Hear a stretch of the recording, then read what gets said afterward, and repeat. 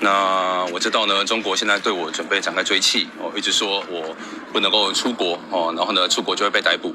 但大家看到现在呢，我就在德国的国会的门口。我现在呢，即将以台湾立法委员的身份进去作证，为自由、为民主来作证。中国一直以来呢，想要用恐吓的方式哦，想要让台湾人沉默。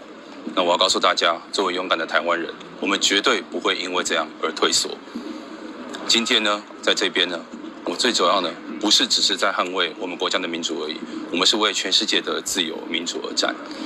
接下来呢，我进去之后呢，要让他们知道，也要让中国知道 ，This is Taiwan, this is freedom, and we will never back down. Und jetzt haben wir dann den weitgereisten Dr. Shen. Können wir bitten Ihr Wort? Thank you so much. So, I think it's a special honor to be here today. Just recently, the Chinese government just publicly announced that I'm wanted, and simply because of my academic work on disinformation and also my public education efforts in Taiwan.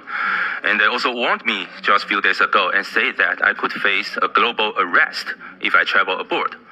And yet I'm here, I'm sitting here in Germany and speak for my study, to speak for my country, to speak for the freedom of expression, and to defend the democratic value that we all share.